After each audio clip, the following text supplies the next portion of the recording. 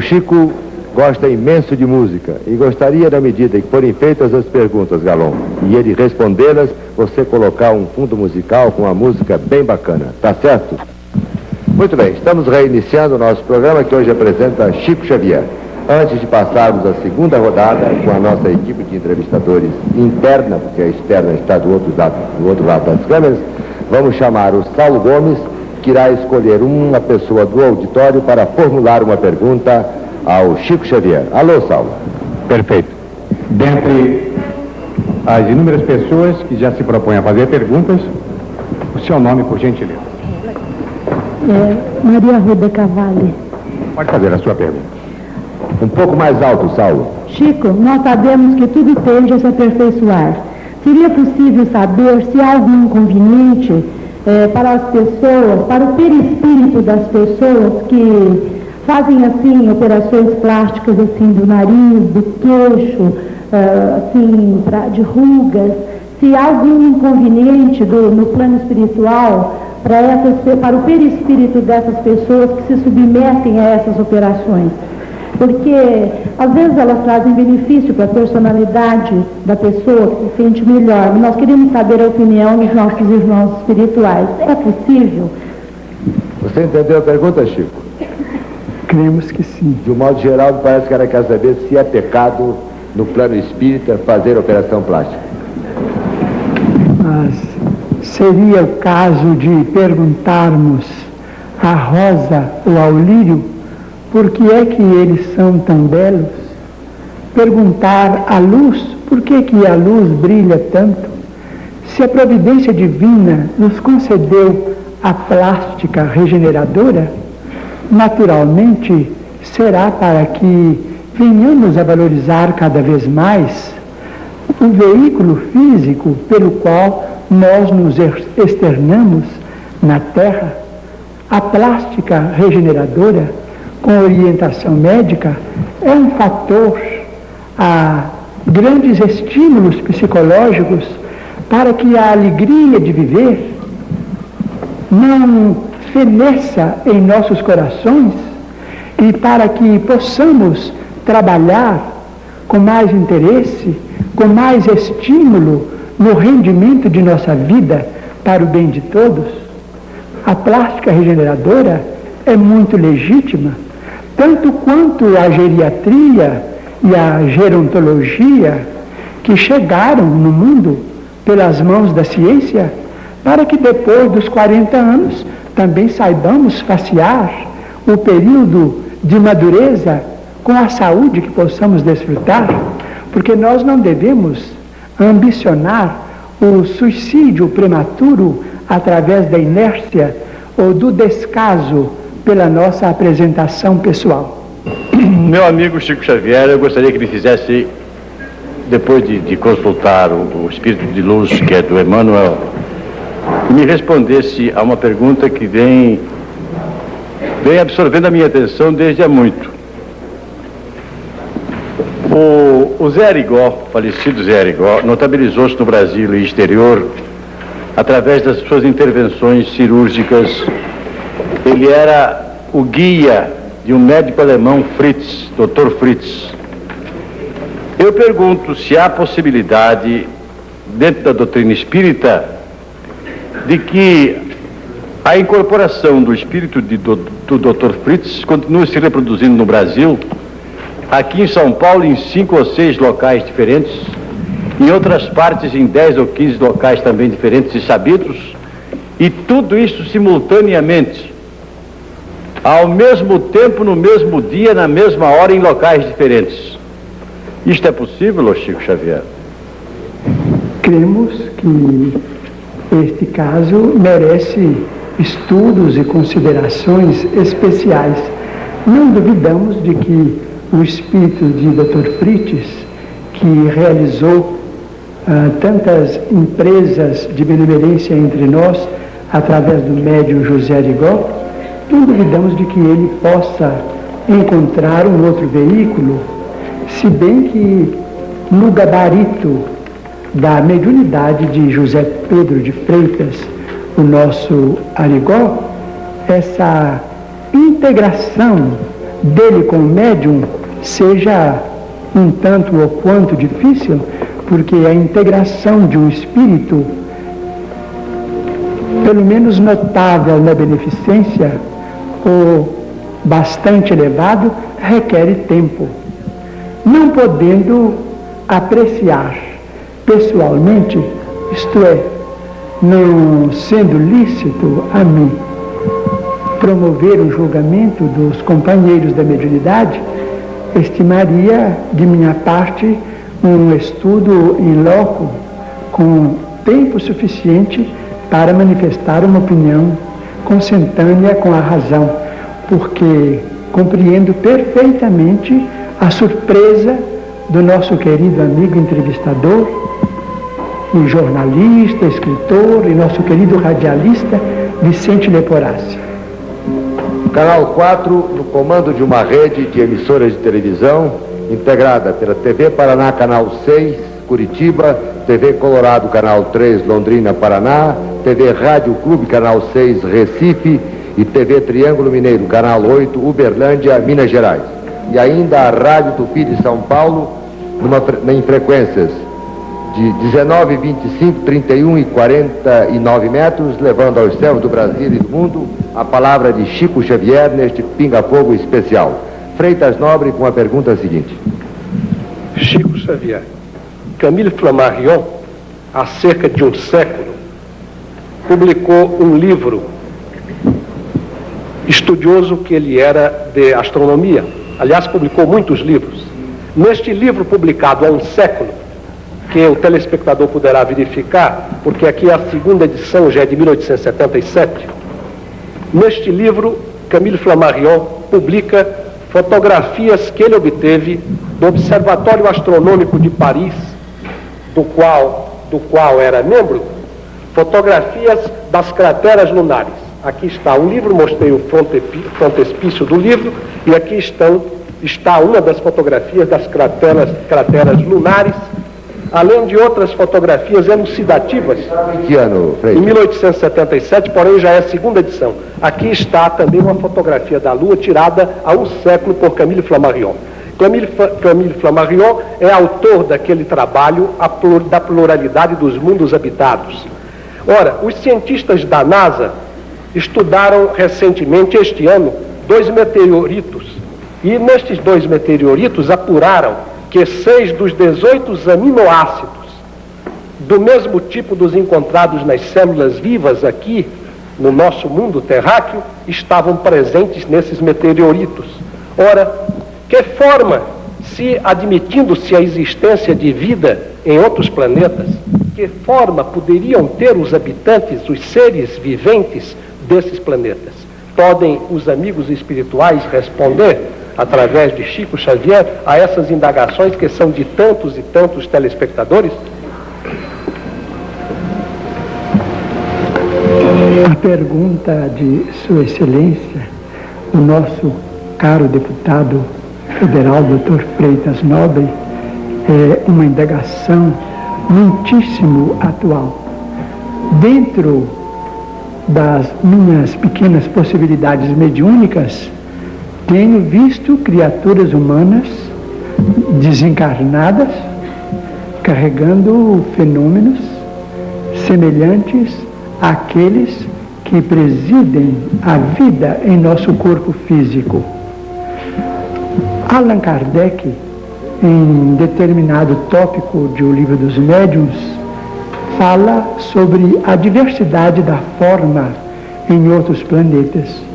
E nosso Emmanuel, no livro O Consolador, respondendo a uma pergunta neste sentido, há 32 anos passados, afirmou no livro que não podemos esperar de outros planetas formas físicas absolutamente iguais às do nosso mundo terrestre.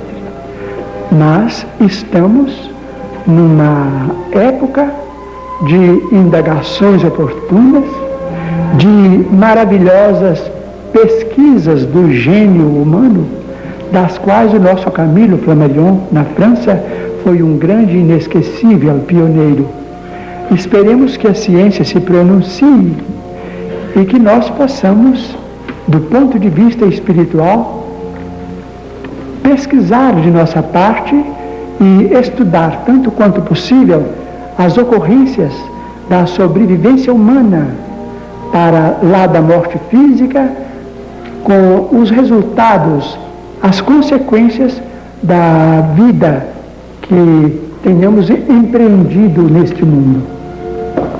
Doutor Hernani Guimarães Andrade, a pergunta seguinte é sua.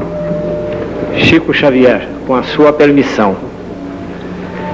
Na União Soviética, os parapsicólogos estão desenvolvendo intensamente a técnica da efluviografia, que foi descoberta pelo casal Semyon e Valentina Kirlian. Refinados métodos usados pelos investigadores soviéticos permitiram a obtenção de fotografias da aura dos seres vivos. Os espantosos resultados obtidos através desta técnica levaram os cientistas soviéticos a admitirem a existência real de um corpo fluídico intimamente relacionado com o soma físico. Deram a este duplo somático o nome de corpo bioplásmico.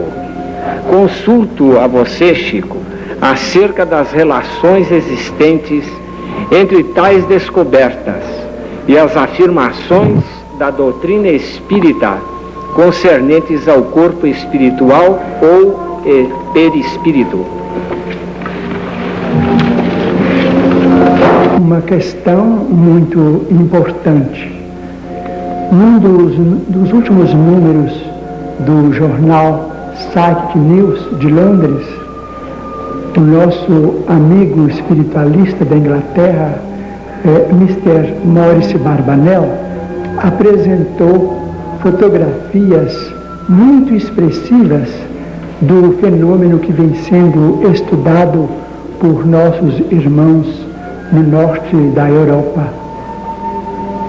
Esperamos que, com o amparo da divina providência, através dos grandes beneméritos da humanidade, cientistas desencarnados, estudiosos que continuam interessados no auxílio ao gênero humano, possam amparar, inspirar a nossa ciência na positivação da existência do corpo espiritual, o modelador do nosso corpo físico, até porque só pela existência dele, do mediador da vida, que é o perispírito, o corpo espiritual, enunciado por nosso caro amigo Dr. Hernani Guimarães como sendo o corpo bioplástico,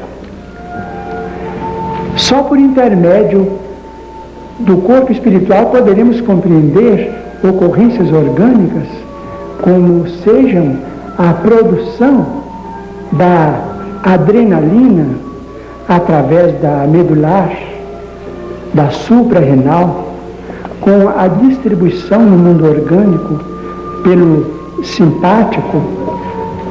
Poderemos compreender a produção do acetilcolina no parasimpático, ambos, acetilcolina e adrenalina, a se frenarem um ao outro para equilíbrio da nossa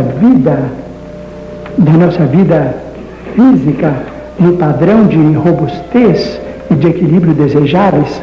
Só pelo corpo espiritual poderemos compreender a existência da bradicinina no mecanismo da dor e tantos fenômenos neste mundo prodigioso que é o nosso próprio cérebro, a cabine maravilhosa dentro da qual, ou por intermédio da qual, a nossa mente pode viver e se manifestar. Cientistas, alguns deles disseram que a mente não tem existência sem a organização física. Mas pensamos, estamos absolutamente certos de que sem a mente não temos a existência na organização física. E sim, a mente não depende da organização física para se manifestar em seu pleno equilíbrio, porque cessadas certas possibilidades do cérebro, é natural que a mente esteja na condição do artista que encontrou um violino desafinado ou sem cordas ou apenas com algumas cordas na execução de uma partitura em determinado concerto. Durval Monteiro pergunta o seguinte: Chico e apenas Chico, com uma condição, que você retire o doutor da resposta anterior. A inquietação da juventude é uma constante desde muitos séculos. O homem, numa faixa que geralmente vai de 16 a 23 anos, é um rebelde. Depois, quase sempre, ele acaba se adaptando e se integrando à sociedade.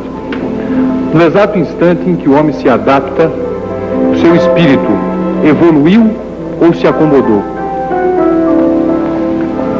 Quando nós nos adaptamos para o bem, e o bem essencialmente é sempre o bem dos outros, porque é do bem dos outros que nasce o nosso próprio bem. Hoje, muitas vezes, queremos tratar os nossos jovens como se eles fossem nossos inimigos, e isso é um erro. Os nossos jovens são os nossos continuadores, trazem consigo uma vida diferente da nossa, impulsos originais que nós não podemos auscultar em toda a sua extensão. Os nossos jovens, de ambos os sexos, necessitam, principalmente hoje, de nossa compreensão. Naturalmente que não podemos empurrá-los para a libertinagem, mas não devemos frenar neles o impulso à libertação para que eles se realizem, para que eles se desvinculem da nossa vida pessoal. Todos nós, na condição de criaturas amadurecidas na experiência física, podemos igualmente e temos independência deles e não devemos escravizá-los aos nossos pontos de vista. Falamos numa experiência de mais de 4 decênios em que temos visto centenas, talvez, milhares de jovens e adultos chorando sobre os nossos ombros em vista do amor possessivo que tantas vezes nos retardam o progresso individual e ocasiona tantos distúrbios em nossa vida familiar e coletiva. Tantos jovens que se doparam em drogas, tantos que se refugiaram em casas de saúde, tantos que abandonaram os seus próprios deveres, que fugiram para a indisciplina, que desertaram do estudo, muitas vezes por causa de uma influência opressiva daqueles que foram chamados a orientá-los na vida prática. E ao mesmo tempo vemos tantos pais, tantas mães e tantos orientadores e tutores chorando porque não podem escravizá-los à sua própria vida.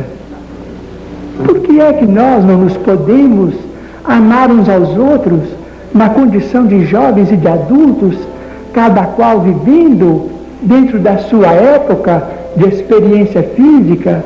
Por que que nós, como adultos, não podemos resguardar a nossa independência, dando independência àqueles jovens que são a esperança da humanidade, que são nossos filhos, nossos continuadores, para que eles realizem as empresas a que foram chamados pela reencarnação?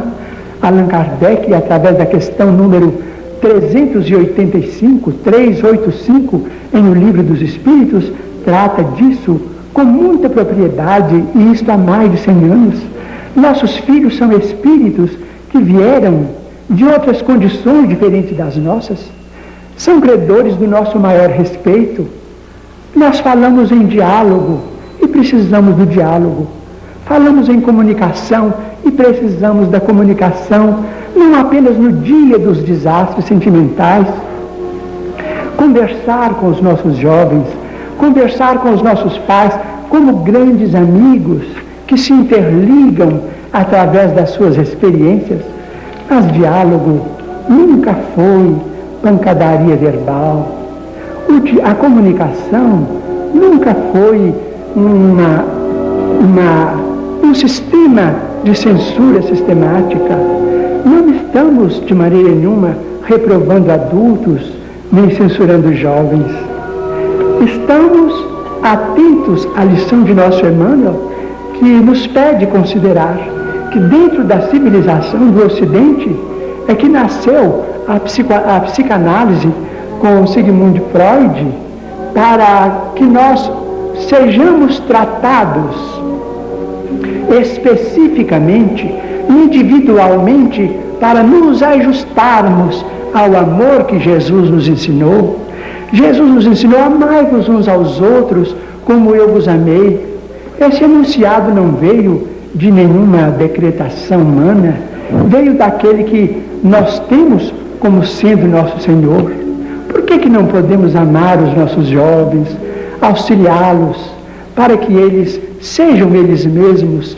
E por que é que nós não podemos receber deles o auxílio, não para que vivamos como muitas pessoas maduras estão vivendo em países da Europa, em grandes palácios dourados, nomeados como sendo cemitério dos elefantes, em que as pessoas amadurecidas na experiência humana se recolhem como pessoas inúteis e vivem uma vida de entretenimentos como se fossem marginalizadas pela idade física.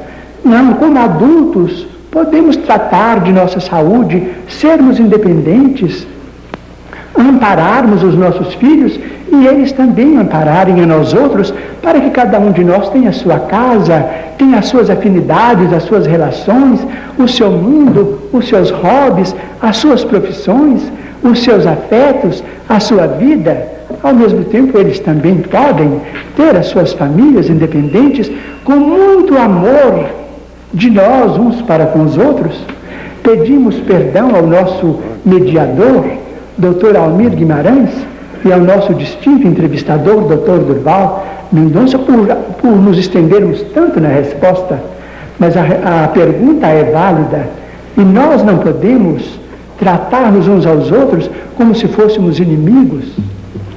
Nós somos irmãos, somos pais, filhos, parentes, amigos, esposos, esposas, tios, tias, companheiros, mas acima de tudo somos espíritos imortais, filhos de Deus, cada qual sendo um mundo original criado por Deus.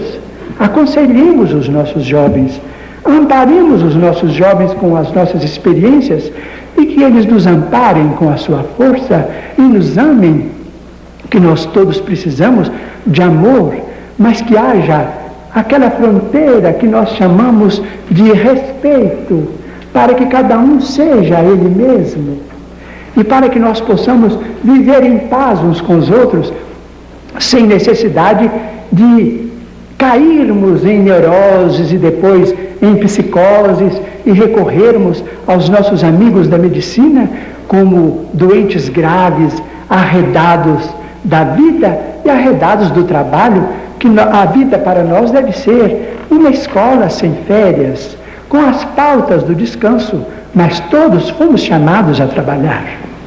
Muito bem, eu só não fico zangado com você pelo fato de você se alongar nas suas respostas, mas de me chamar de doutor eu fico. Chico, mais uma vez peço licença a você, peço licença à bancada de entrevistadores, ao público geral presente aqui no auditório do Sumaré e ao telespectador que nos honra com sua audiência lá atrás das câmeras, para suspender por mais um instante o nosso pinga-fogo desta noite. Voltaremos dentro de momentos para a nova apresentação do Chico Xavier.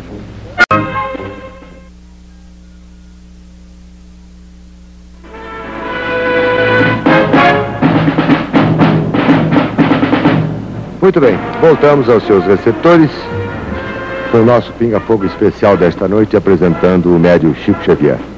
Vou lembrar aos telespectadores que estão nos honrando com sua audiência em vários pontos do país, das emissoras que já reservaram o tape deste programa e que só hoje não entram em cadeia, não via Embratel com o Canal 4, por terem assumido anteriormente compromissos inadiáveis com seus patrocinadores.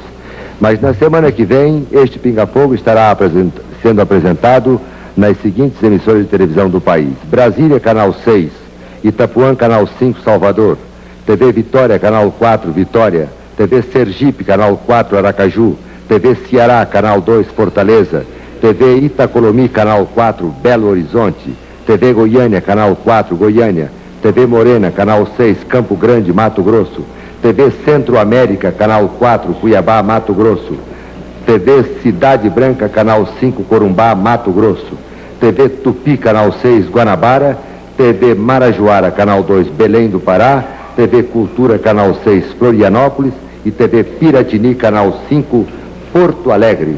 Estas emissoras, todas elas, querem prioridade para a apresentação deste programa que está sendo gravado em videotape.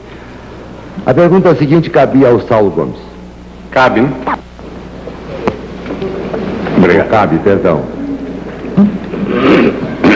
Tem pelo menos 10 estados dos Estados Unidos da América do Norte, ainda no Oriente Médio, em execuções recentes, produto das guerras, e aqui no Brasil, em consequência de problemas políticos, nós temos um dos mais debatidos temas do mundo jurídico universal: a pena de morte.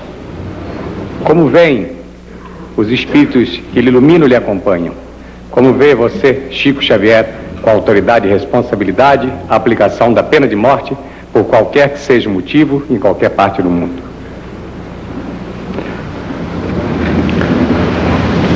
Nosso Emmanuel, que está presente, nos pede considerarmos, já que a personalidade de nosso Senhor Jesus Cristo está recebendo o enfoque de nossos pensamentos e de nossas palavras, ele nos convida a recordarmos com a máxima veneração pelas nossas leis e pelas autoridades que as expõem. Ele nos solicita recordarmos, na condição de cristãos, a parábola do bom samaritano. Um ensinamento considerado antigo é que dentro da parábola existem as qualificações menos uma. Um homem descia de Jerusalém para Jericó e caiu em poder de malfeitores que o feriram e o deixaram sem qualquer comiseração.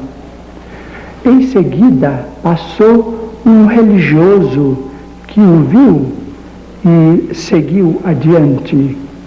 Em seguida veio um levita que o viu também e passou adiante. Em seguida veio um samaritano, considerado homem até mesmo sem qualquer qualificação religiosa, mas era um samaritano e fez ali o papel da caridade, do amor que devemos uns aos outros. Em seguida aparece um hospedeiro. Todos os que apareceram foram qualificados pelo Senhor, menos a vítima. A vítima era um homem. E o homem, seja quem seja, merece o nosso respeito. Os últimos que estão nas prisões por crimes catalogados em nosso Código Penal, eles são doentes. Naturalmente que a justiça exerce a função de medicina espiritual. Cada sentença é uma cirurgia no corpo espiritual daquele que necessitou da segregação, para ser convenientemente tratado. Mas nós somos cristãos. Não podemos censurar ninguém, mas devemos pedir a Deus para que os nossos magistrados, os responsáveis pelos nossos tribunais de justiça, se compadeçam de nós e que ninguém morra em nome da justiça, porque nós todos somos irmãos. O cárcere que evoluiu tanto depois de Jesus, nós temos penitenciárias que são verdadeiras escolas. Conheço pessoalmente a penitenciária de Neves, a 18 quilômetros da terra em que eu nasci, que honra o governo do estado de Minas Gerais. Nós devemos acreditar na justiça. A justiça terá recursos para criar sentenças de tratamento espiritual, para segregar a nós outros quando nós estivermos em desacordo com os princípios de fraternidade e de respeito que nos regem uns diante dos outros. Mas a pena de morte é alguma coisa que merece a nossa oração pelos nossos magistrados, para que eles não percam a alma cristã, o coração cristão, que lutamos tanto para edificar. Dizemos isto respeitando as determinações da justiça em nossos tribunais. Mas a vítima era um homem que na parábola não se sabia quem era, se ele era abastado ou menos abastado, se ele era amadurecido, se era jovem, se ele era um elemento da sexualidade dita normal, ou uma criatura filiada a conflitos sexuais muito grandes. Nós não sabemos a que raça pertencia aquele homem, de onde é que ele vinha, a que família pertencia, o que é que ele buscava. A vítima era um homem, e aqueles que estão considerados fora da lei são doentes que a justiça saberá tratar para devolver ao equilíbrio e à normalidade. Mas a vítima na parábola podia ser um de nós. Chico, enquanto o Saulo se pergunta para formular a segunda pergunta ao telespectador do auditório, formulo duas perguntas de telespectadores que endereçaram cartas e outro telefonou há instantes. Américo Bastos, que você repetiu duas vezes já que Emmanuel, o chefe dos seus guias espirituais, está presente. Ele quer que você confirme ou desminta se é exato que Emmanuel foi em vida o padre Manuel da Nóbrega. Ele sempre confirmou isso e dou disso testemunho. Creio mesmo que a minha presença junto deste auditório, dentro da minha pequenez, se deve a ele e à missão apostólica que ele sempre desempenhou no Brasil, desde os primórdios da nossa formação como nacionalidade e desde as primeiras fundações de São Paulo. Devo a ele a minha presença aqui, a ele que tanto tem amado o nosso país e cujo coração está sempre voltado para São Paulo, de onde ele recebe tanto amor e território da nação, a que ele consagra igualmente tanto carinho. Aceito plenamente, convictamente, a revelação dele mesmo, de que ele foi o padre Manuel da Nóbrega, companheiro do grande Anchieta. E Anchieta, onde estará? E o padre José de Anchieta, onde estará? Ao que sabemos, no mundo espiritual. Permita uma observação rápida e histórica. Pois não. Eu escrevi um livro sobre Anchieta, Exato. que obteve inclusive um prêmio das comemorações nacionais de Anchieta. E tive a oportunidade de encontrar e fotografar uma assinatura de Manuel da Nóbrega. Aquelas assinaturas antigas, Hermano Manuel ou Emanuel. E tive a ocasião, inclusive, de xerocopiar essa assinatura e encaminhá-la a Chico Xavier, dada a identidade que se apresentava entre Manuel da Nóbrega, que se assinava Emmanuel. Eu pergunto a você, Chico, ainda falando de Manuel da Nóbrega, é exato que certa ocasião, há muitos anos atrás, ele o conduziu ao pátio do colégio e dali mostrou e deu a você, assim, uma visão panorâmica do que seria o São Paulo de hoje? Sim, é verdade. Ele nos convidou a irmos até o pátio do colégio, onde ele muitas vezes orou, afirma ele, pedindo a Deus abençoasse o chamado Planalto Piratimingano, esperando que naquelas campinas que se alongavam aos olhos dele, nascesse a grande metrópole que é hoje o grande São Paulo. Muito bem. Chico, Walter de Matos Correia pergunta: a ciência biológica tem cogitado da possibilidade de se congelar um ser vivo, humano ou animal, e depois de passado algum tempo fazê-lo voltar à vida. Considerando a intricada rede de ligações existente entre o perispírito e o corpo físico, pergunto se, à luz do espiritismo, isto seria possível. O espírito ficaria adormecido durante o congelamento ou este determinaria a imediata ruptura dos laços fluídicos vitais? Segundo as instruções dos nossos benfeitores espirituais, se essa criatura está com a sua vida orgânica assegurada por métodos científicos, naturalmente que o espírito está mais ou menos relativamente ligado ao corpo em atividade ou mais ou menos em posição de inércia, conforme o grau de elevação de que esse espírito seja portador.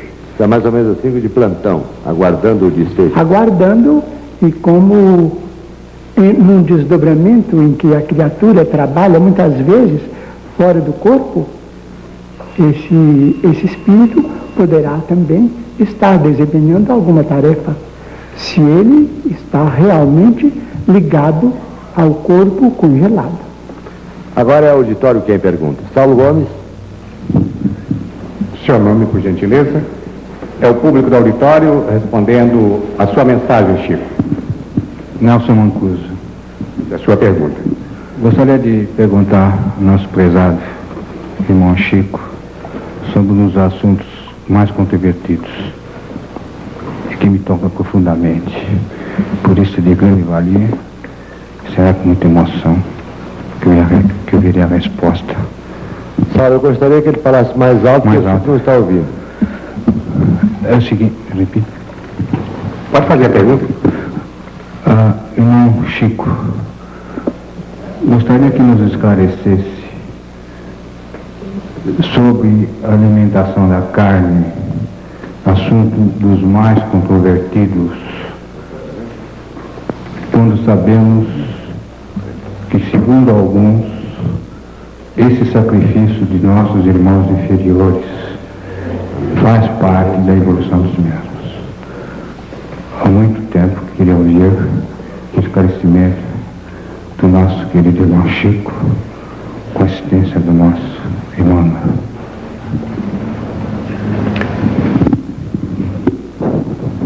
Essa questão é uma questão antiga no mundo espiritualista. Nós temos nos apropriado da cooperação compulsória dos animais há muitos milênios.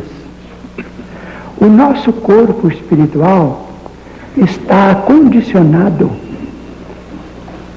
em grande maioria de nós outros, à absorção das proteínas do reino animal. Então, se nós estamos ainda subordinados à necessidade de valores proteicos que recebemos da carne, nós não devemos entrar em regimes vegetarianos de um dia para outro, e sim educar o nosso organismo para realizarmos essa adaptação. Nesse sentido, muitas vezes, quando a nossa vontade já não mais se dirige para a alimentação com base na carne, precisamos considerar o nosso problema de saúde, ouvir um médico amigo que possa nos aconselhar quanto ao problema de nossa alimentação, para que os nossos problemas de nutrição sejam resolvidos com harmonia e segurança, para não cairmos na perda de memória e em determinados desastres orgânicos por falta de valores proteicos intensivos em nosso campo celular. Vamos pensar nisto, e muitos de nós precisamos ainda da alimentação com base na carne, embora essa alimentação tenha para nós um valor de terapêutica. Isso parece uma racionalização em psiquiatria. Parece que nós estamos criando uma desculpa para comer a carne, mas não é bem isto. A maioria de nós ainda necessita da carne, e para dispensarmos esse tipo de concurso dos animais, precisamos tempo para que a nossa reencarnação possa produzir os valores que somos chamados. Nós todos somos chamados a produzir algo de bem, e precisamos saúde, vida saudável, vida robusta. Chico, mais uma vez peço licença a você, peço licença à bancada de entrevistadores, ao público geral presente aqui no auditório do Sumaré e ao telespectador que nos honra com sua audiência lá atrás das câmeras, para suspender por mais um instante o nosso pinga-fogo desta noite. Voltaremos dentro de momentos para a nova apresentação do Chico Xavier.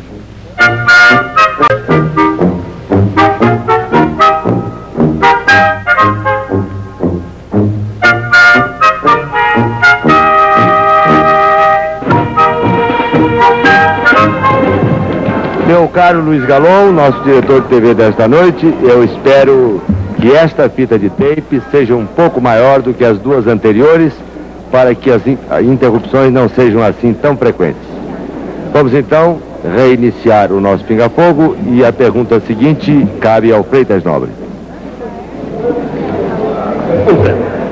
Tendo em vista a alta oportunidade da pergunta que foi formulada pelo nosso companheiro Hernani Guimarães Andrade, desejo apenas lembrar algumas anotações de atualidade sobre esta pergunta.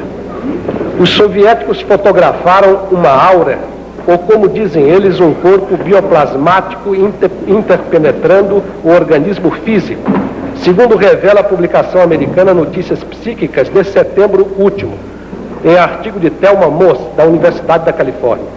Essa informação vem completada por outra, que certas doenças, antes de se manifestarem no corpo físico, se manifestam nesse corpo bioplasmático. Não seria esse corpo bioplasmático dos soviéticos a aura que envolve os grandes vultos da Igreja Católica e o que os espíritas denominam perispírito? Teria essa constituição bioplasmática uma composição mais ou menos ectoplasmática? Ora, a pergunta foi plenamente respondida por Chico Xavier, e eu só li as observações, dada a sua atualidade e a publicação recentíssima, que foi acompanhada pelo eminente professor Hernani Guimarães Andrade. Então, a minha pergunta agora é com referência ao planejamento familiar. Entendem os espíritos que o assistem, Chico Xavier, que o casal deve ter filhos à vontade, ou deve ou pode planejar a sua vida de acordo com as possibilidades do casal? Antes de mais nada, repito, tem pelo menos 10 perguntas no mesmo sentido, de telespectador. Allan Kardec, em O Livro dos Espíritos, afirma que não devemos, queremos estar traduzindo o pensamento do codificador, não devemos controlar as ocorrências da natalidade enquanto essas ocorrências não perturbam os mecanismos da natureza. Diante da vida de hoje, a pergunta de Sua Excelência, o deputado Dr. Freitas Nobre, é uma pergunta muito válida, porquanto nós nos encaminhamos cada vez mais para uma participação sempre mais ampla do Estado na assistência à família e muito particularmente à criança, em vista dos problemas que a criação de alguém que chega à Terra envolve na atualidade. Precisamos solucionar muitas questões de assistência, de instrução, de manutenção, de orientação no lar e no grupo social, e, portanto, o casal tem direito, perante as leis divinas, a considerar as suas possibilidades. E muito melhor considerar essas possibilidades do que entrarmos pela perpetração do delito do aborto, de vez que o aborto traz consequências ruinosas, claramente deploráveis no corpo espiritual da criatura. Sua Excelência, o nosso deputado Dr. Freitas Nobre, se refere à auréola dos santos, que, sem dúvida, é constituída por emanações sublimes do estado de elevação em que o espírito dos heróis santificados do cristianismo se encontram. Mas, em contraposição, temos as criaturas que no mundo espiritual inferior se encontram num campo de sombras, às vezes quase que absolutas. Em 1936, conhecemos uma senhora amiga que praticou diversas vezes o aborto. Não era uma criatura perversa, mas entendia que estava agindo bem. Depois da sua desencarnação, depois de 6 abortos, vimos-la no mundo espiritual e ela estava em condições muito lamentáveis e se lastimava da situação de irresponsabilidade a que ela se entregara nos domínios do aborto inconsequente, do aborto sem orientação médica, do aborto não terapêutico. Em companhia de amigos espirituais, então perguntei pelo caso dela e eles nos disseram que ela se reencarnaria dentro de pouco tempo. Realmente, logo depois de 1942, ela reencarnava. E, ultimamente, encontramos essa mesma senhora reencarnada no campo de nossas relações. E, com grande surpresa, mas com grande motivo para a meditação, encontramos-la numa angústia muito grande, querendo se descartar de uma esterilidade que para ela, nesta encarnação, é irreversível. Perguntei ao nosso amigo André Luiz, e ele então me disse que, de fato, nesta vida, ela, pelo anseio de ser mãe, ela vai reconstituir os seus órgãos genésicos para ser mãe em vida próxima. E, ouvindo também um amigo médico, a quem eu perguntei sobre o assunto, ele então me disse que essa criatura podia receber um diagnóstico claramente identificável na patologia comum, e amigos espirituais então nos disseram que ela era portadora, segundo os conceitos médicos, de hiperplasia glandular cística do endométrio, além do mais com resultados, com derivações muito lamentáveis em seus órgãos femininos, de modo que a vida no lar, nas grandes cidades de hoje, na vida de hoje, dentro de uma vida consciente, se podemos ser pais e mães, devemos emprestar as nossas possibilidades aos nossos amigos que precisam e desejam voltar à Terra, mas naturalmente subordinando isso ao nosso critério de administração da família. Muito bem. Dr. Hernani Guimarães Andrade é a próxima pergunta. Chico Xavier. Alguns cientistas europeus, como o Dr. Konstantin Raudiva, estão logrando obter, por processos eletrônicos, comunicações verbais com seres inteligentes de um outro mundo. Suspeita-se que tal mundo seja aquele habitado pelos que já viveram aqui e estão desencarnados. Pedimos a gentileza de nos informar se realmente já se está conseguindo tal intercomunicação eletrônica entre os vivos e os desencarnados. E em caso afirmativo, perguntamos também se futuramente irá a humanidade conseguir ver os desencarnados usando aparelhos eletrônicos, como por exemplo uma câmara espiritoscópica. Emmanuel sempre nos informa que cabe a nós todos formular os mais ardentes votos para que a ciência no mundo atinja essa realização. Até agora, o problema da comunicação entre os vivos no plano físico e os vivos além da Terra tem se verificado através de processos mediúnicos com o emprego da própria criatura humana na condição de veículo medianímico.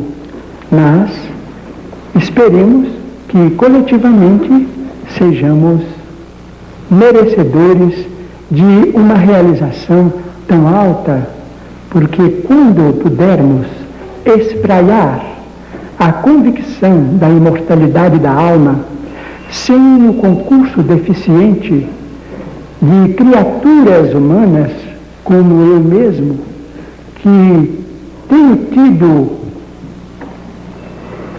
a tarefa de entrar em comunicação com amigos desencarnados absolutamente com um profundo demérito de minha parte, quando nós chegarmos a essa condição de conquistarmos esse processo de comunicação com fatores da ciência, naturalmente que a sobrevivência do espírito trará um novo sentido à civilização cristã no mundo, compreendendo-se que o nosso Divino Mestre nos deu a lição da imortalidade com a sua própria ressurreição. Pinga Fogo, série 71, o penúltimo deste ano, apresentando o médium Chico Xavier. Durval Monteiro com a pergunta seguinte. Antes eu queria fazer mais um protesto pelo recente doutor. Protesto? Ele me chamou de doutor novamente. Chico, sabe, Chico, a velha mania de repórter fez com que esse seu amigo passasse uns 3 dias consultando livros, buscando a melhor fórmula para fazer as perguntas, tentando encontrar maneira para levantar polêmica, buscando incoerências nas ideias que você defende. De repente a velha mania cai por terra e e o repórter se sente muito pequeno ante um homem que, em meio ao caos do século, em meio a tanto desamor, está aí humildemente se balançando numa cadeira e falando do amor das pessoas, do amor das coisas, do amor. Um homem que está aí exalando paz e amor. Foi exatamente aí que me ocorreu a próxima pergunta. Paz e amor. Essas duas palavras encerram a filosofia de um movimento jovem que está tomando conta do mundo, o movimento hippie, eu acho que todos conhecem. Como é que você, Chico Xavier, vê o movimento hippie? Eles não seriam espíritos privilegiados, Chico? Etimologicamente, devo informar ao nosso caro entrevistador, Dr. Durval Mendonça, que não conhecemos a significação da palavra. Tivemos a oportunidade de conhecer irmãos nossos filiados ao movimento hippie no exterior. Ficamos a meditar se seria um protesto válido deixar o estudo e o trabalho ou as disciplinas construtivas da vida para edificarmos uma vida nova. Não pude, naturalmente, dentro de minha insignificância, formular qualquer julgamento. Mas, sinceramente, tenho visitado por várias vezes a Praça da República, no Grande São Paulo, e visitado a chamada comunidade do Imbu, dentro do Grande São Paulo, e vejo que os hippies do Brasil apresentam trabalho. E onde há trabalho humano, há dignidade humana. Cremos que seria válida uma pesquisa das autoridades competentes, ouvindo os nossos jovens, procurando conhecer quais as aspirações deles, como é que se estrutura o movimento hippie no Brasil, de que maneira este movimento pode ajudar a comunidade, porque sempre o Espírito de Emmanuel me ensinou a filiar os meus impulsos a este princípio, respeitar a criatura humana pelo trabalho que ela oferece à comunidade. Nunca escogitar, vascolejar o coração dos nossos irmãos, nem a consciência dos nossos irmãos, sejam eles quais sejam, mas respeitá-los pelo trabalho que eles nos ofereçam. E os nossos irmãos, dentro do movimento hippie no Brasil, mostram um trabalho artístico, artesanato admirável.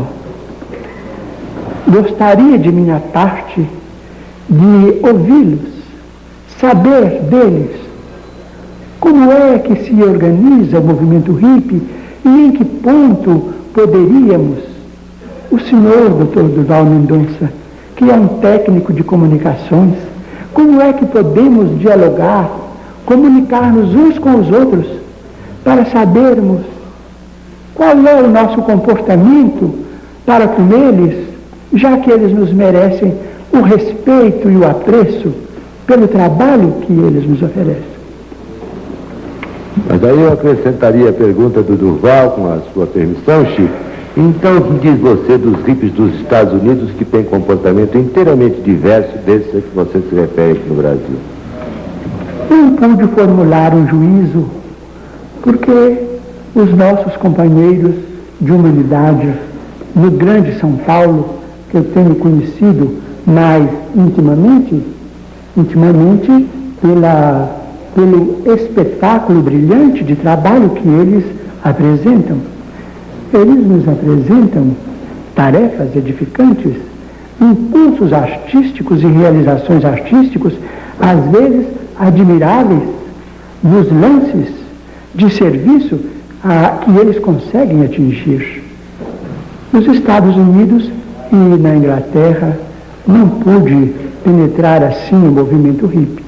Estimaria vê-los trabalhando para que eu pudesse ajuizar com mais segurança sobre o movimento, já que toda criatura humana é digna do nosso maior respeito.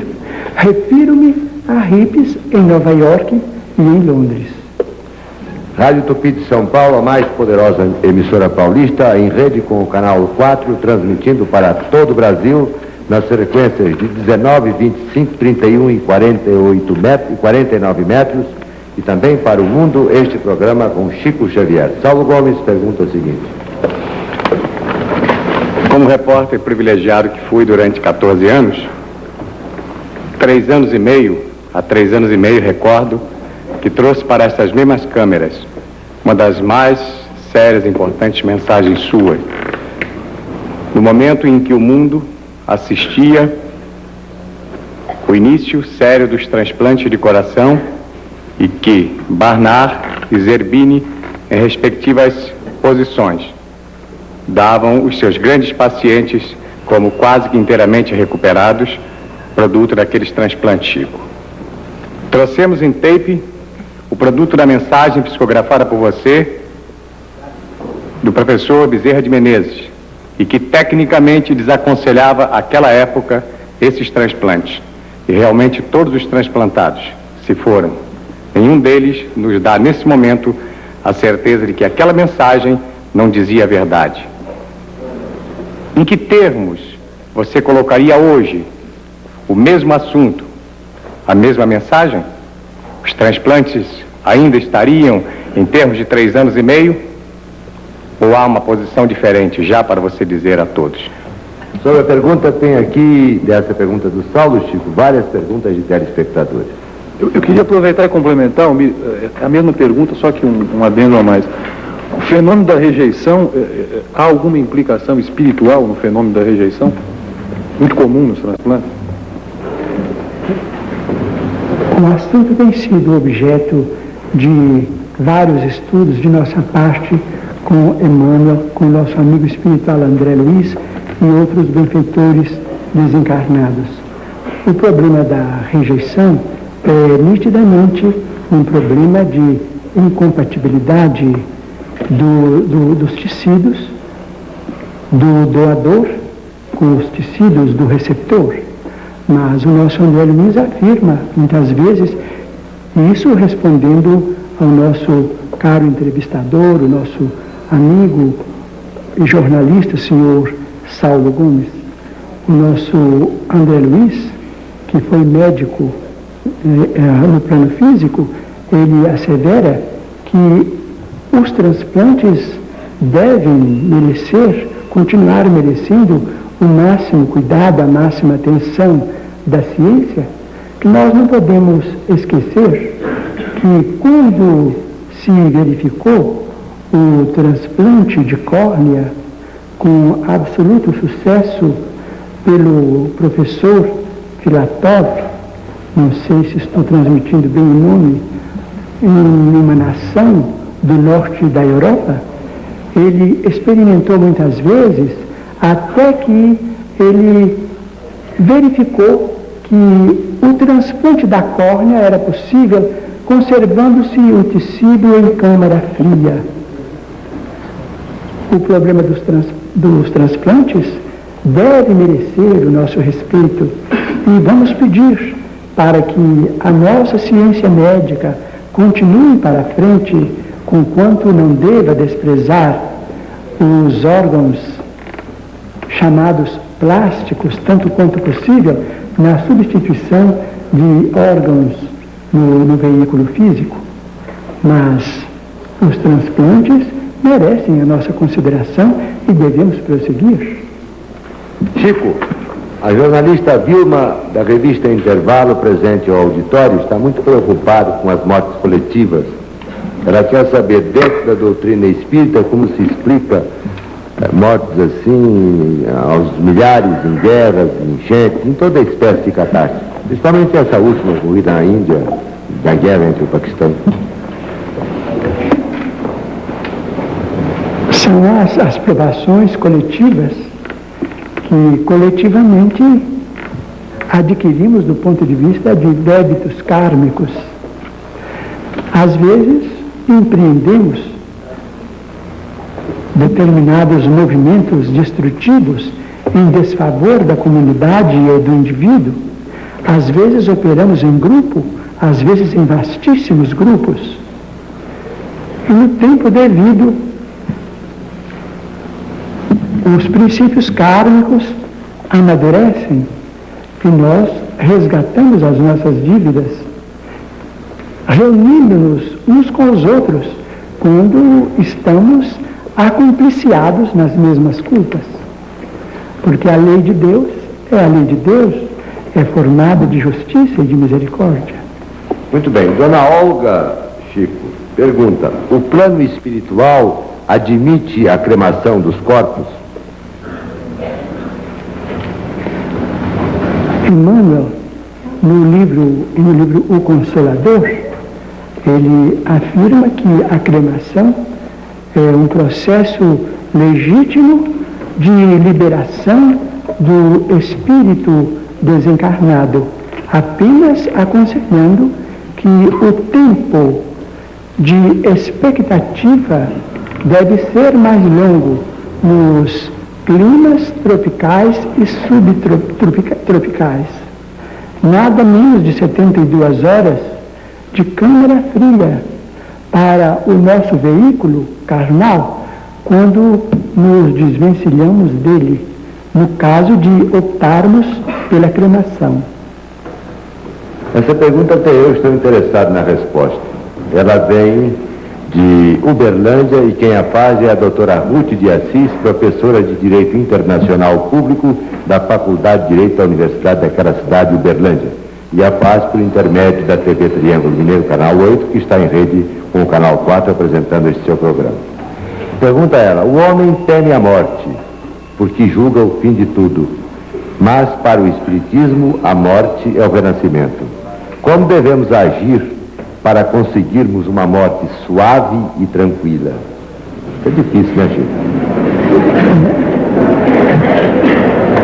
O Espiritismo não oferece a solução do problema como novidade, porque o Evangelho de Nosso Senhor Jesus Cristo é um hino à imortalidade da alma, e Ele próprio nos deu o quadro inesquecível da sua própria ressurreição. A morte suave, do ponto de vista de continuidade de paz para além desta vida, se deve à consciência tranquila. Cumpramos os nossos deveres, compreendendo que a nossa responsabilidade tem o tamanho do nosso conhecimento. Cumpramos as nossas obrigações e a morte será sempre uma passagem para uma vida melhor.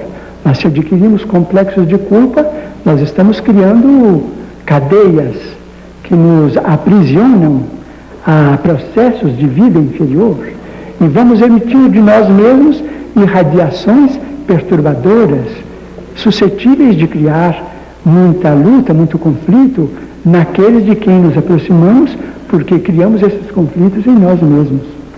Muito bem. Chico, Saulo está atrás de mim e vai registrar a pergunta de uma pessoa que desfruta de grande influência nos setores artísticos do país. Saulo. É a homenagem que prestamos ao cinema brasileiro na presença, mensagem e pergunta do artista e homem sério Anselmo Duarte. Ao nosso caro irmão Chico Xavier, é para mim uma honra poder dirigir a palavra a você e fazer uma pergunta que tenho a impressão que seria uma pergunta que muita gente gostaria de fazer. O que pensa você, como analisa, os chamados milagres da Igreja Católica? Ou seja, o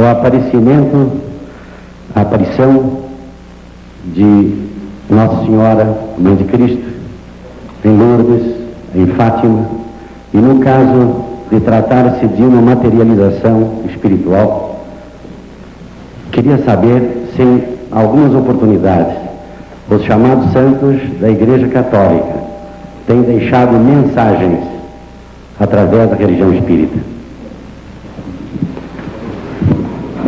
Nós nos sentimos muito honrados com a pergunta do nosso grande líder de arte no Brasil, que é o nosso querido e festejado Anselmo Duarte.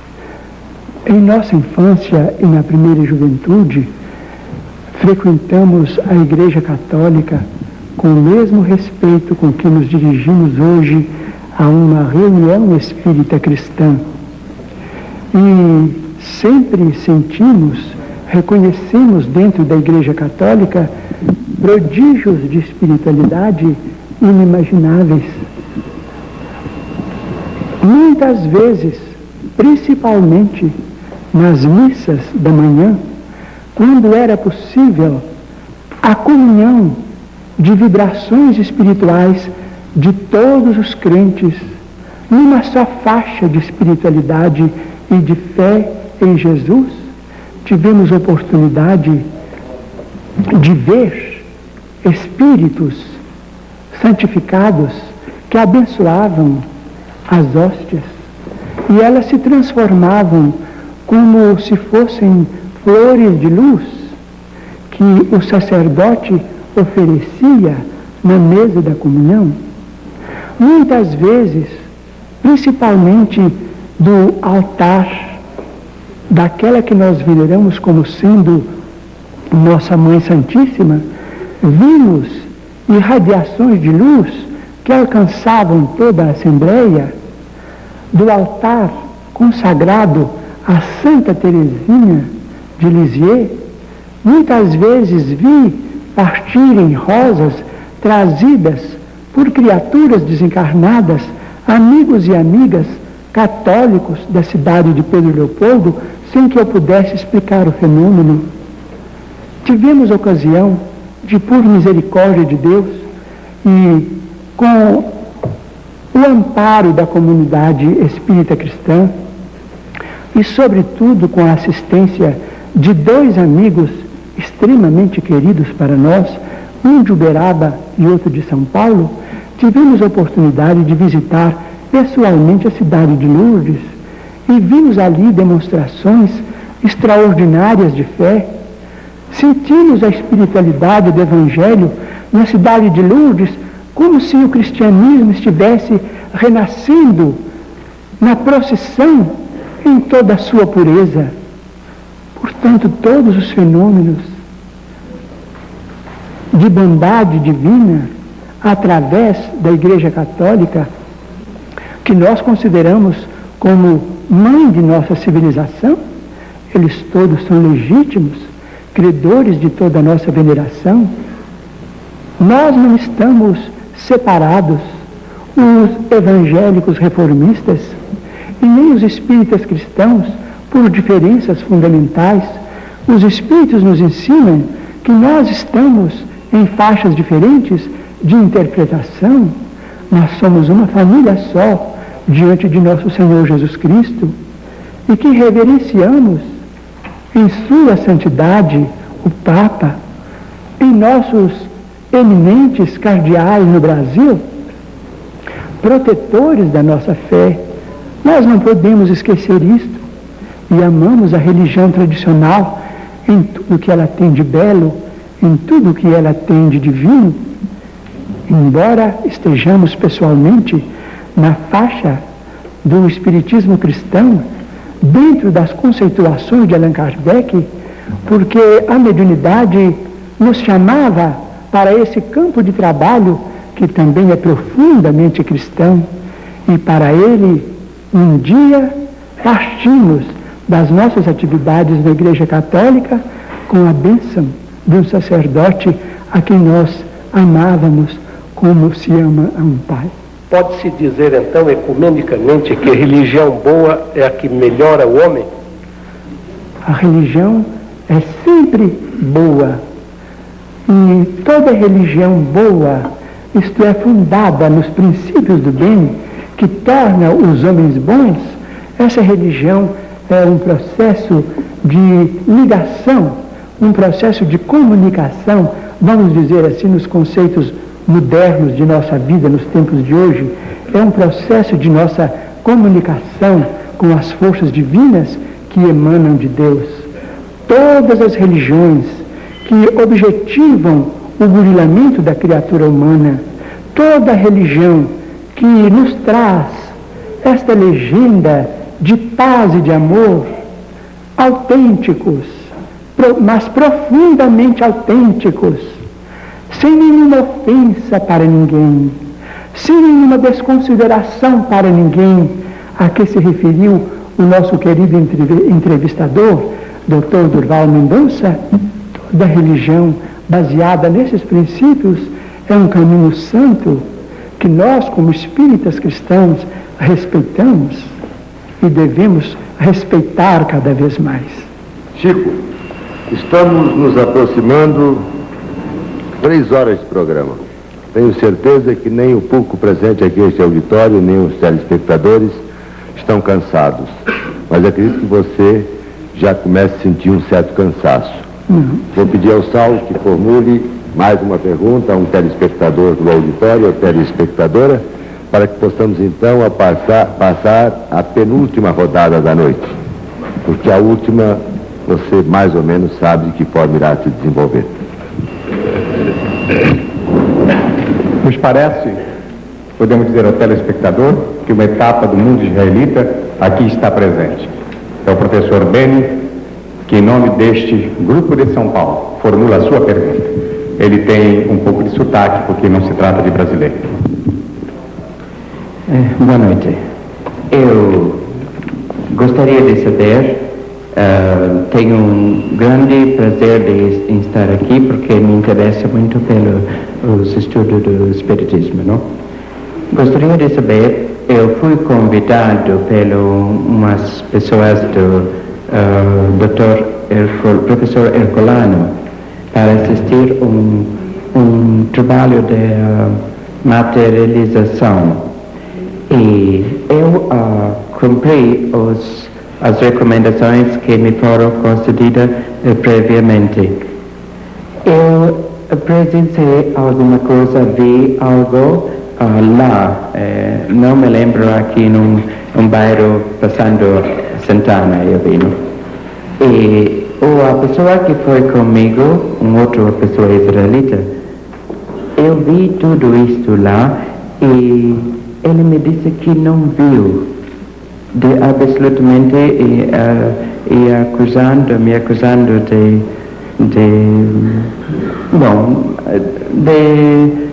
mistificador, não? Eu gostaria de saber por que eu vi esta manifestação lá e esta pessoa não viu. Entendeu, Chico? Ele participou de uma sessão de fenômenos de materialização. Ele assistiu, viu as pessoas, viu os espíritos se materializarem. E o amigo não viu. E o amigo então o taxou de embusteiro, de mistificador. Ele quer saber que em sessões dessa natureza, por que em sessões dessa natureza, algumas pessoas podem observar a verificação desses fenômenos e outras não. Cremos que o problema estará afiliado à sensibilidade visual do ponto de vista psíquico de nosso amigo, porque muitas vezes temos ido pessoalmente a reuniões, verificamos a presença de determinadas entidades e muitos amigos não as veem. Acreditamos que o nosso amigo é portador do que nós chamamos de clarividência mediúnica, talvez não muito desenvolvida por enquanto, mas suscetível de encontrar um grau muito elevado de evolução, propiciando a ele mesmo ensinamentos muito grandes e lições que serão para ele verdadeiras bênçãos da espiritualidade superior.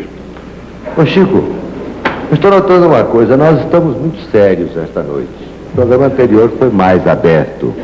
Você está muito sério, eu estou muito sério, os entrevistadores estão muito sérios. Eu estava me lembrando aqui de um episódio que você me contou quando voávamos de Belo Horizonte a São Paulo. E me lembrei também que a ocasião a que você se referia está se aproximando novamente, que é exatamente o Natal. Você falava naquele problema da roda, está lembrado? Recordo. A roda parou? Ou você pensa que poderá parar? Não. Gostaria de uma explicação mais clara sobre a roda. Então eu vou só dar a abertura e o resto você conta. O Chico faz questão que se saiba que ele é de família muito humilde. O pai dele era vendedor de bilhetes. E quando estava se aproximando do fim, estava próximo a deixar a terra, ele disse ao Chico: olha, meu filho, por ocasião de Natal, Ano Bom, desses grandes prêmios da Loteria Federal, você não deixe de comprar um bilhetinho, porque eu vou tentar parar a roda. Agora você continua. De fato, o caso é um caso tocado de humor. De início, devo explicar que isso não significa qualquer desdouro à memória de meu pai, porque ele foi para mim o melhor amigo. Ele era pai de 15 filhos, 2 famílias, 9 da primeira família, 6 da segunda, e nos tratava a todos na condição de um grande companheiro que nos queria ver muito alegres e muito animados para viver e para trabalhar.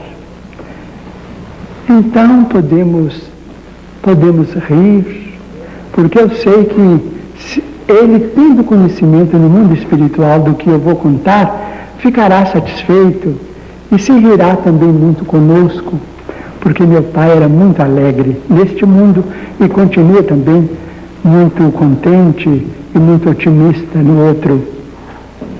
Mas em 1939 atravessávamos um período de muita dificuldade em nossa família.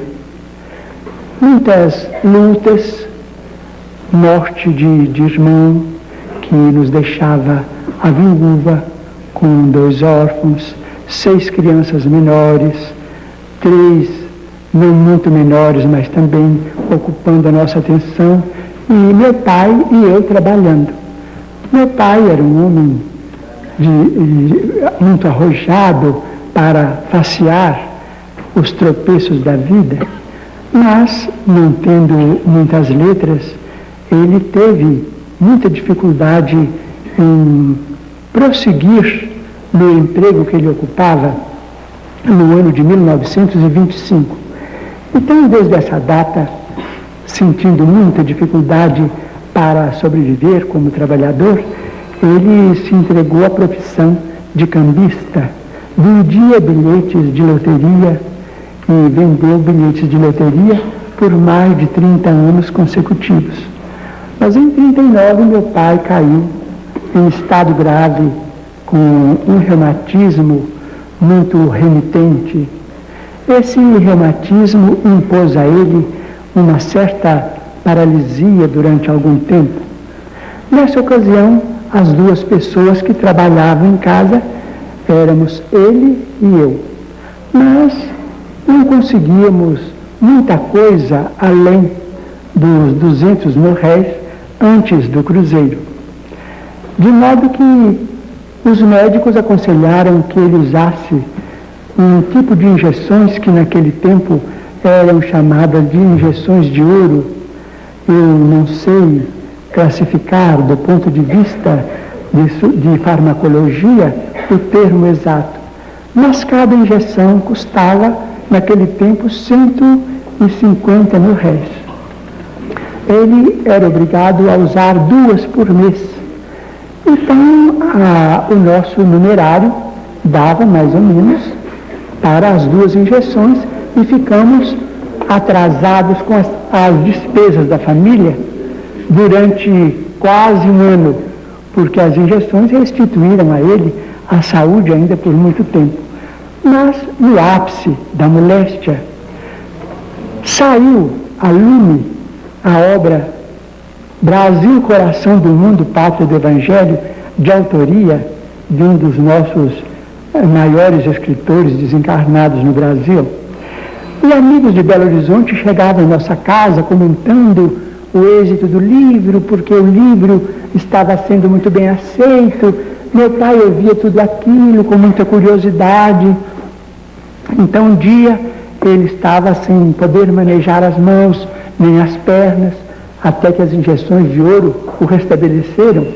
Então aquele banho, aquele movimento de arranjo no leito era feito, esses movimentos eram feitos por nós, ele e eu, a sós. Então ele me disse: Chico, eu soube que esse livro que saiu de você foi entregue a benefício das almas. E nós também somos almas. E dizem que você também entregou este livro a benefício da pobreza. E eu creio que não existem pobres mais pobres do que nós agora. E você podia agora arranjar um livro para nós ganharmos algum dinheiro, porque nós estamos muito atrasados no armazém. Eu falei assim: papai, o senhor não deve pensar nisto, porque o senhor sabe, nós temos muitos amigos, todos nos ajudam, mas como paga vender o trabalho dos bons espíritos, isso não é possível, eles não permitem isso, nós estamos na mediunidade com absoluto desinteresse, os livros são deles, não são nossos, e eu peço ao senhor para não pensar nisso não. E o senhor não fica preocupado com isso não, porque as suas filhas, minhas irmãs e os filhos nossos pequenos vão crescer, isso tudo vai melhorar, nós todos vamos trabalhar, e na hora da dificuldade nós todos devemos, mas depois pagamos. E os nossos amigos de Pedro Leopoldo são sempre boníssimos, eles vão nos ajudar, os nossos credores. Eu disse: mas meu filho, você não pode receber um tostão destes livros. Eu falei assim: como paga meu pai, não posso receber. Então disse: meu filho, então seus espíritos estão muito atrasados. Isso é gente que já morreu há muitos mil anos, no tempo que nada tinha preço. E meu pai, que não entendia bem de literatura, nem deste mundo nem do outro, me disse assim: imagina que eles são tão antigos que em vez de eles assinarem Manuel, eles assinam Emanuel. Isso é gente do Egito, é gente que não conheceu rádio, que não conheceu preço de feijão, porque eu acho que esses espíritos, se eles são caridosos, deviam ter dó de nós. Então eu fiquei assim um pouco constrangido, porque de fato era meu pai, aquela queixa dele era uma queixa de um doente que eu não podia transmitir a ninguém, né? Então ele viu que eu fiquei assim muito triste, com os olhos cheios d'água e tal, mas ele era muito bom. Então falou comigo assim: olha, eu não vou te acariciar porque minhas mãos não estão funcionando, mas não fica triste com o que eu falei não, segue para frente com seus livros, com seus espíritos, porque eu vendo bilhete de loterias e naturalmente que breve eu vou partir para outro mundo, e eu, na hora que morrer, meu filho, vou parar a roda para você. Quando for no mês de junho, no mês de dezembro, você compra o bilhete da Loteria Federal, que eu vou parar a roda ou as bolas para você ganhar. Então até hoje eu compro, não é brincadeira. Eu creio em meu pai, quem sabe é lícito. A Loteria Federal é autorizada pelo nosso governo, eu continuo comprando. Eu Chico, depois... Não muito, mas em junho e dezembro eu compro. Ô Chico, depois de amanhã correm os 9 bilhões de cruzeiros. Você já comprou o seu bilhete?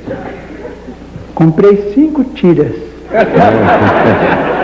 De números diferentes. Está nas mãos de um amigo nosso chamado Sr. Wicker Batista de Uberaba. Ele fez a compra para mim, a meu pedido, para que depois eu fizesse o pagamento a ele. Guardei as 5 tiras porque ele me entregou para guardar. Agora, sinceramente, eu não sei o dia que corre. É quarta-feira depois de amanhã. É muito cara, mas 5 tiras eu tenho. Ô Chico, um telespectador quer saber de você, antes de passarmos a penúltima pergunta com a equipe interna, se nas suas comunicações com seus guias do além, do espaço, existe também censura. Eu explico censura de que maneira? Se eles comunicam um fato a você que possa acontecer ou qualquer coisa de maior importância e impedem você de transmitir aos seus adeptos, aos seus fiéis, essa comunicação. Desde muito tempo o Espírito de Emmanuel nos orienta que nós somos responsáveis pelas imagens que criamos na mente dos nossos irmãos.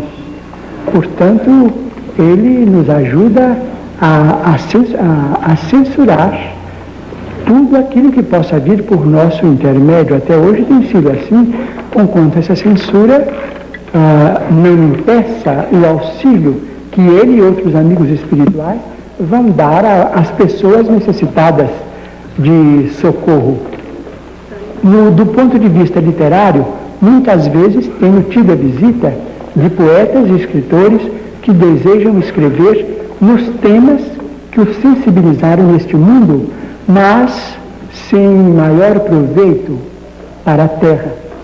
Eles às vezes querem escrever, conversam, falam páginas maravilhosas se fossem escritas, mas Emmanuel corrige o assunto e não permite que as páginas venham por nosso intermédio, porque ele considera que do mundo espiritual para nós deve vir aquilo que for de construtivo, que possa nos ajudar. Muito bem, e passamos então à penúltima rodada da noite com o Vicente Leporassi formulando a sua pergunta. Apenas para esclarecer, Chico, que o seu pai, quando desencarnou, o sistema da Loteria Federal era diferente. Agora não adianta que ele insista em parar a roda, porque não é mais feito no sistema Fichet, não. Agora são esferas com um número completo, cada esfera tem 5 algarismos. É uma roda, como, por exemplo, essa que a gente vê no programa de televisão, são os números completos, são 53 mil bolinhas enferradas numa urna, e numa outra urna posterior, uma outra urna ligada, existiam os prêmios. Primeiro prêmio, segundo prêmio, etc. Quer dizer que se o seu pai estiver preocupado em fazer parar a roda...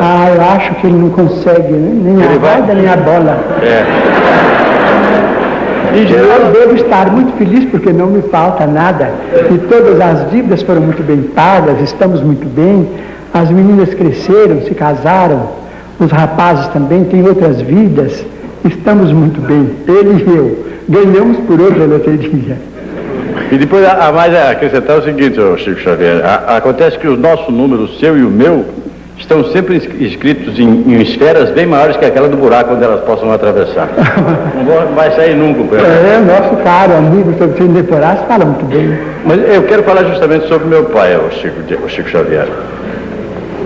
Aquele que lê como eu leio as coisas que dizem respeito ao Espiritismo, que praticam, que militam também num ramo do Espiritismo, eu estranho o Chico Xavier e não acho quem me explique.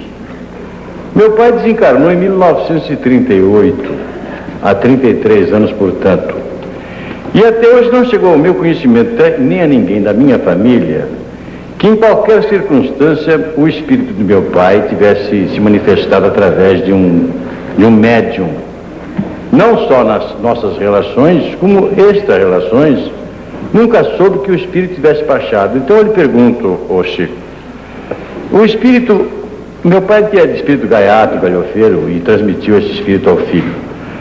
Eu pergunto se um espírito para se tornar superior e baixar a terra e ser invocado, ele precisa passar por que espécie de análise? Ele precisa passar por um crivo especial, precisa se subordinar a um tratamento especial. Como se opera esse fenômeno do espírito que baixa, vem à terra e se manifesta? O assunto, devemos dizer ao nosso caro amigo, o senhor Vicente Leporassi, o assunto é novo na humanidade e a ausência aparente de senhor seu pai não implica numa falta de elevação. Ele estará continuando a dispensar aos familiares a mesma ternura de sempre e ter-se-á naturalmente subido, ter-se-á elevado muito, mas provavelmente ele não terá encontrado ainda os recursos à manifestação no plano físico. A ausência de um médium, condições adequadas para que ele se faça claramente reconhecido. Muitas vezes os nossos queridos familiares encontram oportunidade para se expressarem a nosso benefício, mas às vezes o médium está em condições deficientes e eles desistem de se comunicar conosco de modo imperfeito, porque muitas vezes cairíamos numa surpresa menos construtiva e a perplexidade agiria em nosso desfavor. Acredito que o Senhor, seu Pai, estará auxiliando muito ao nosso amigo e a todos aqueles que ele deixou na terra e estará esperando oportunidade. Muito bem. Freitas Nobre pergunta o seguinte. Sim, amigo, vou usar de um recurso não muito legítimo, porque vou fazer duas perguntas, dada a premência do tempo e a necessidade de fazê-las. A primeira é a seguinte: o texto evangélico lembra que não deve o homem separar o que Deus uniu. Argumenta-se de um lado que o casamento, portanto, é indissolúvel, e de outro lado que aquilo que Deus não uniu pode ser separado, porque não foi Deus que uniu. Pergunta então como os mentores espirituais de Chico Xavier interpretariam o texto bíblico. E em segundo lugar, há uma preocupação, ainda hoje os nossos companheiros de rádio me pediram. Pergunta ao Chico Xavier, já que você vai ser um dos perguntadores, pergunta como é que a população deste mundo cresce, deste planeta cresce desta maneira, se com o problema da reencarnação, a fonte de vida para toda essa população teria origem exatamente onde? Essa pergunta dos companheiros de rádio é uma pergunta que anda, às vezes, nas preocupações gerais de muitas pessoas. Evidente que muitos de nós aqui podemos ter o nosso entendimento a propósito do assunto, mas os nossos companheiros de rádio, que hoje estão tão interessados nesta matéria de espírito, me pedem para formular a pergunta. E aí ficam as duas interrogações, pedindo a você desculpas pelo expediente que usei para formular. Absolutamente, ele é perfeitamente legítimo. Apenas eu peço licença a você, ao Chico, a todos os presentes, aos telespectadores, porque o Luiz Galon, diretor de TV que nos conduz esta noite, avisa que esta fita de tape, mais esta, a terceira, está praticamente esgotada e que não haverá tempo para registrar a resposta do Chico. Portanto, haverá a troca de fita, o Chico responderá a sua pergunta e o programa continuará normalmente, certo? Então, até já.